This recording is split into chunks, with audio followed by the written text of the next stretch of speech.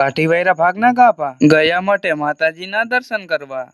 જય માતાજી મિત્રો, સ્વાગત છે તમારું એક મારા નવા મિની બ્લોગમાં. આપણે સવારમાં આવી ગયા છીએ ઘઉંમાં આંટો મારવા. ઘઉં હવે થઈ ગયા છે પાકે એવા, થોડાક દીમાં પાકી જશે. ઘઉંમાં આંટો મારીને આવી ગયા આપણે ઘરે ને અહીંયા સુતો છે આપણો ભગલો.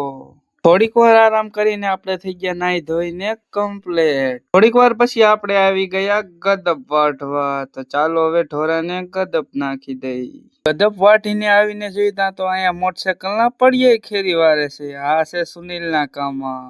5 minutes later. 5 જ મિનિટમાં કરી વાળ્યું પડ્યું ફીટ કરીને હું ને નિક્ષિત નીકળી ગયા ગામ તરફ. ગામમાં જવાનું છે ડામડી ભરવા. તો ચાલો. 10 वाला बिस्कुट का पैकेट कितने का है जी?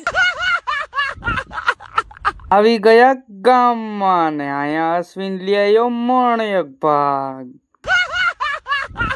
આ બે તો ગાભા કાઢી વૈરા. ભાગ ખાઈને અશ્વિને ખોલી વાયરો એનો ચોપડો. इधर को देख के बात कर भाई, जब 10 वाला है तो 10 वाला ही है.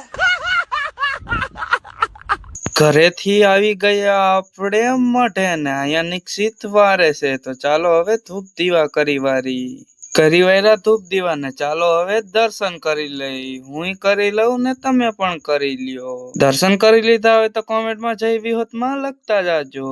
હજી તો માતાજીના દર્શન જ કરી રહ્યા હતા. આવી ગયા ચેતા કાકા.